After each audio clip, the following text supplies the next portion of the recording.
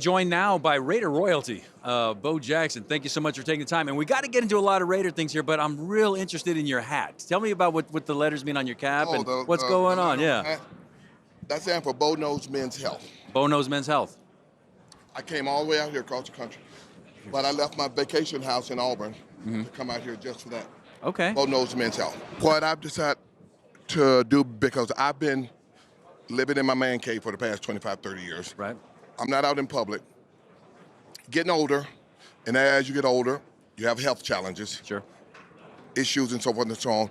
So what I decided to do is use my platform to help try to, not to educate, but to tell what's going on with me, to hope that it will influence somebody out there to go get their health checked. Gotcha. And what I'm referring to is that I'm a cancer survivor. Right. Prostate cancer and colon cancer runs in my family. Okay. And if it runs in my family, I got one of those genes. Well, I had my prostate taken out in October. Oh. And I'm cancer free. Okay. I figured that why not share this with the world? Because we as men, we never talk about our issues. True. We don't talk about our ED issues. We don't talk about prostate issues. We don't talk about colonoscopies. We don't talk about the fact that we could have breast cancer. Yeah. We don't talk about those issues. But women, they have lunch dates where they all get together, glass of wine, eat lunch, and talk about all those issues. Yeah. They go on national TV and talk about those issues. Right. We keep it to ourselves because in our minds, our small minds that we have as men, Yes. we think that it's gonna make us less of a man, or we don't want the public to look at us different. I wanna peel the layers off of that onion, and I want guys to feel comfortable to talk about their issues because knowledge is power in this world. Right. And if you know about the issues, discuss the issues, you know how to take care of it. Because I could have easily said, hey, doctor, I got prostate cancer. Let's try to fight it. Yeah. One thing I do know, one thing that Bo knows, is that cancer and Mother Nature are the only undefeated entities on this planet. Yeah. If you got it, get rid of it. Gotcha. Period.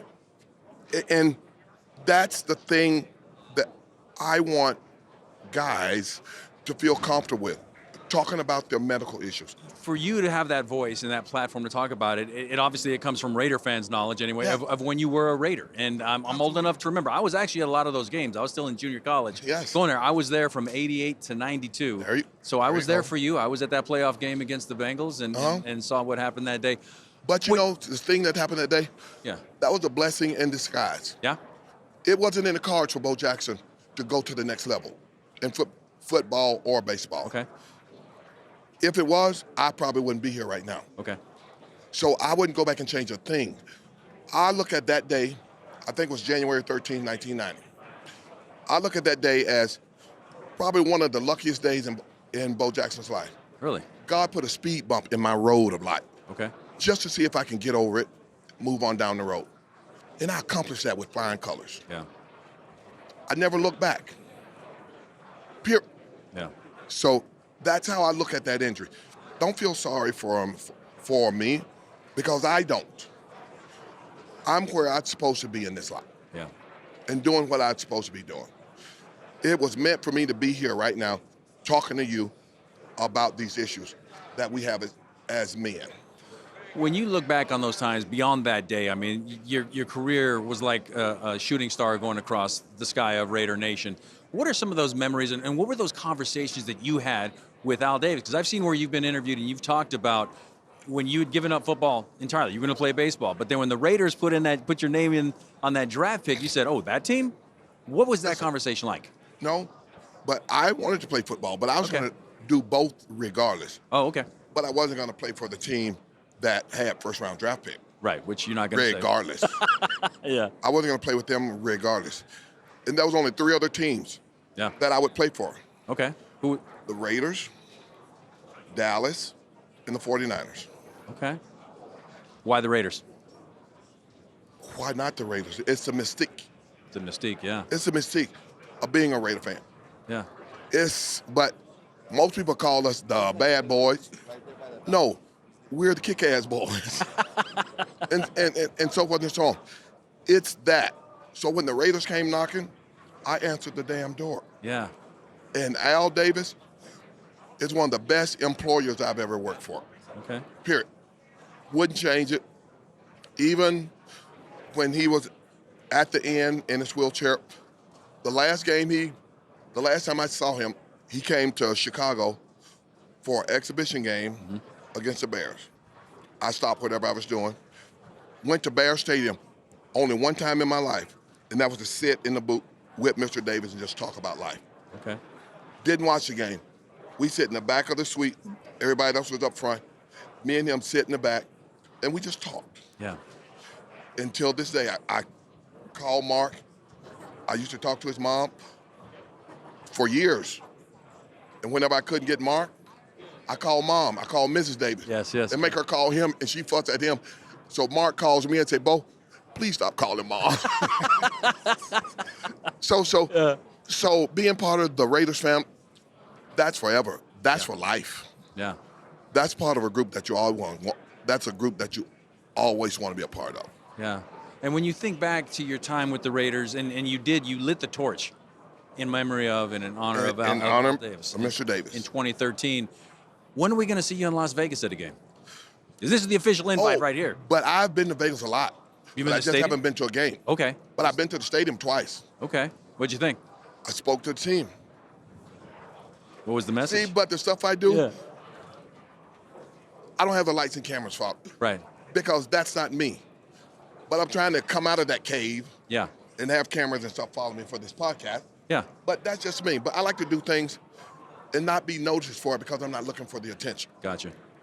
If I'm going to go and give the team advice, it's because I care about you. Right.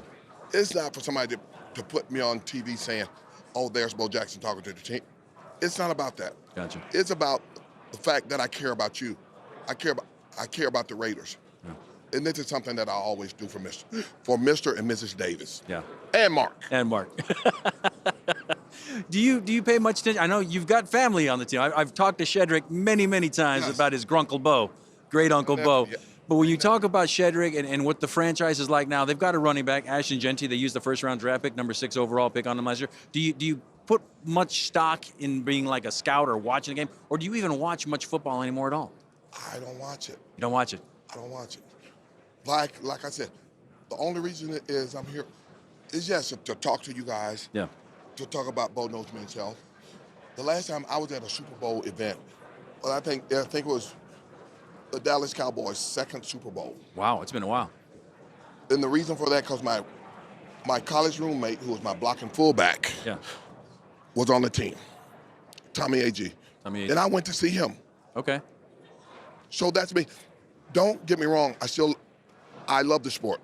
I cherish the sport because it's done a lot for me, football and baseball. Okay.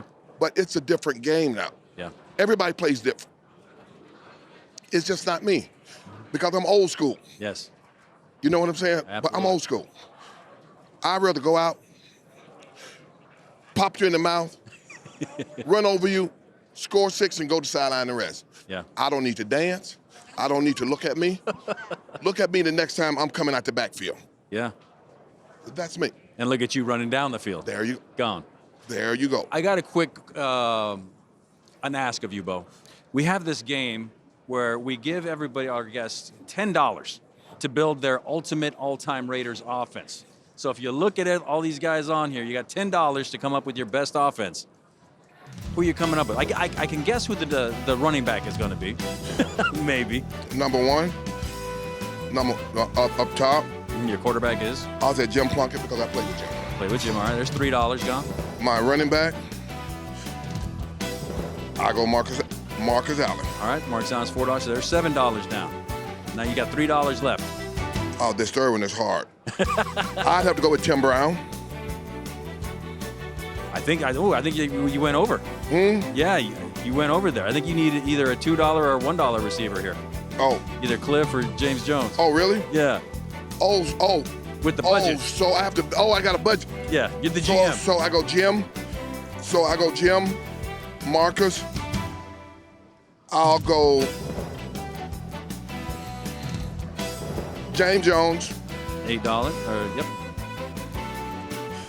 Wow. And then you either go Brock Bowers or Darren Waller, then have money. I'll go Brock Bowers. Brock Bowers, SEC guy, Georgia guy. All Of right. course.